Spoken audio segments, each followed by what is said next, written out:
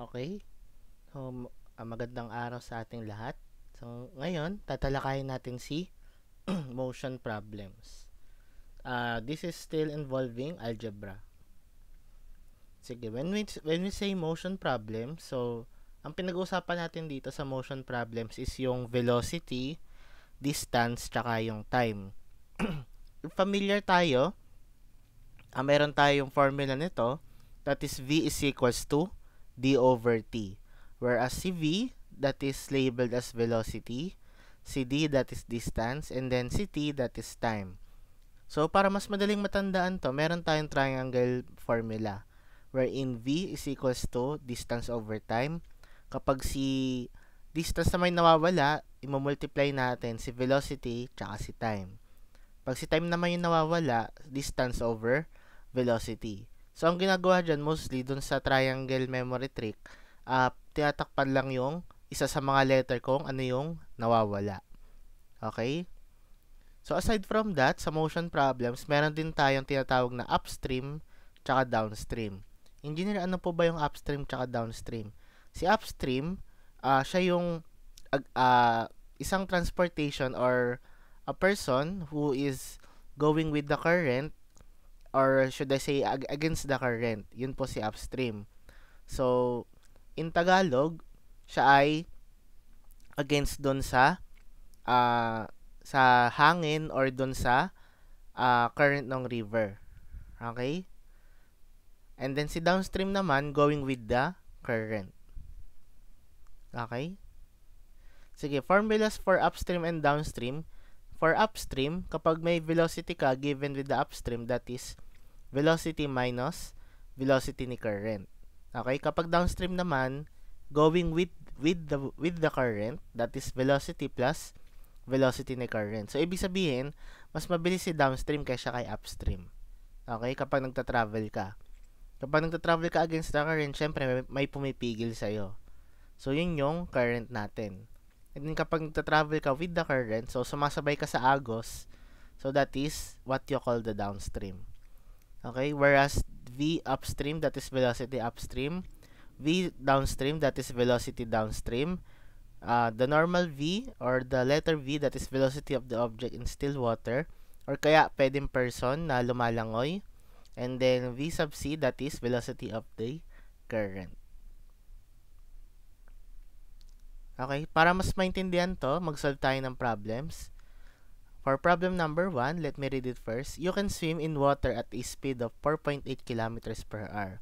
So, kaya mo daw lumangoy sa tubig ng 4.8 kilometers per hour in calm water. So, ibig sabihin, walang current. Okay? Kapag tahimik lang yung tubig. So, assuming yung speed mo daw, or rather, speed of the current is 2.3 kilometers per hour. So, determine the time that will be taken by you to go 6.33 kilometers downstream. Okay? So, paano po ba ito, engineer? So, pinakaunang gagawin, ilista mo muna yung given. Okay? So, meron tayong velocity that is 4.8 kilometers per hour, which is ikaw na lumalangoy. Velocity ni current, that is 2.3 kilometers per hour. And then, distance, downstream, ibig sabihin, yung tatahakin mo, that is 6.33 kilometers. So, kapag i-apply natin yung formula, we all remember that V sub downstream is equals to V plus V sub C. So, simply add the values. Meron kang velocity ni downstream ng 7.1 kilometers per hour. Okay? So, kapag lumangoy ka with the current, meron kang velocity downstream na 7.1 kilometers per hour. So, yung next step natin, i-apply natin si velocity is equals to distance over time. So, ang hinanap natin dito is yung time. So, determine the time that will be taken. Okay? Para matahak mo yung 6.33 kilometers na distance. So, that is V is equals to D over T. And then, velocity downstream is equals to D downstream over, or the distance downstream over the time downstream. So, substitute mo lang siya. So, ang hinanap ay time. So, pag tinakpan mo siya sa triangle, that is D over V. And then, 6.33 divided by 7.1, that is 0.89 hours. So, pwede na si 0.89 hours. So, dito, ang ginawa, kinonvert lang sa minutes. So, sa isang oras, meron tayong 60 minutes. So, therefore, yung tatahakin mong downstream, dun sa 6.33 kilometers, we have 53.4 minutes. Okay, that is for our problem number 1. Okay, next.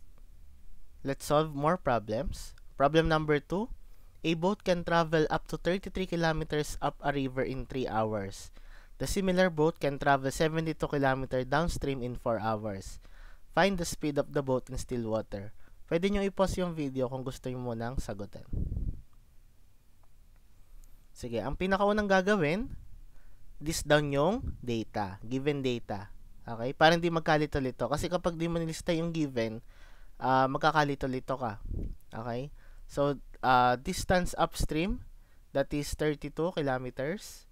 And then, the time upstream, that is 3 hours. And then, downstream, that is 72 kilometers. And then, the time downstream, that is 4 hours. So, 33 kilometers pala yun, yung distance upstream. So, applying the formula, V is equals to D over T. So, that is velocity is equals to distance over time. 33 divided by 3, that is 11 kilometers per hour. Okay, so dun sa given, yung distance upstream, that is 33 kilometers. So, velocity downstream, that is 72 over 4. Therefore, that is 18 kilometers per hour. So, now we all know na yung upstream, that is V minus V sub C. Downstream, V plus V sub C. So, para mahanap yung speed ni boat in still water, kailangan natin na-equate yung current velocity sa isa't isa. Okay? So, meron tayong formula na V sub C is equals to V minus V sub upstream. So, saan nanggaling yan? Ang ginawa lang, tinranspose lang si V sub C tsaka V upstream. Ngayon, si V downstream naman, V sub C din. And then, equating those velocity currents, magkakaroon tayo ng formula. And then, isubstitute natin sila. So, that is V plus V is equals to V sub downstream plus V sub upstream. So, that is 2V equals to 11 plus 18. 2V is equals to 29. Therefore, V is equals to 14.5 kilometers per hour. Okay? So, that would be our final answer for problem number 2. Okay? Next. Problem number 3. A large boat can travel downstream in 2/3 of the time it does going upstream. Given that the velocity of the river current is 8 km per hour, find the velocity of the boat in still water. You can pause the video if you want to answer for yourself. Okay, let's answer. So, pinakaunang gagawin, ilista yung given data. So, meron tayong a large boat can travel downstream in 2/3 of the time it does going upstream. So, ibig sabihin lang yan, kapag i-convert natin mathematically, that is V sub upstream is equals to 2/3 V ng downstream. So, i-recall natin formula, yung upstream tsaka downstream. That is V minus V sub C is equals to 2/3 V plus V sub C. Ngayon, alam natin, yung current ng river is 8 km per hour. Ngayon, i-substitute natin yung velocity ng reverse current. Okay? So, ganyan na yung magiging itsura niya. And then, pwede natin siya i-multiply both sides by 3 para ma-eliminate yung denominator. Okay? After that, i-distribute natin. That is 3V minus 24 is equals to 2V plus 16. And then, after that, pwede natin i-transpose sa isa't isa. Lahat ng may variable nasa kaliwa, lahat ng walang variable nasa kanan. Therefore, we have 3V minus 2V is equals to 16 plus 24. We have V is equals to 40 kilometers per hour. Okay? So, that is for problem number 3. So, that is all for motion problems. Maraming salamat sa pakikinig. For more lectures na ganito, you can subscribe to my channel sa Engineer MCZ Lectures. You can also browse our TikTok for more contents or more problems. Thank you for watching.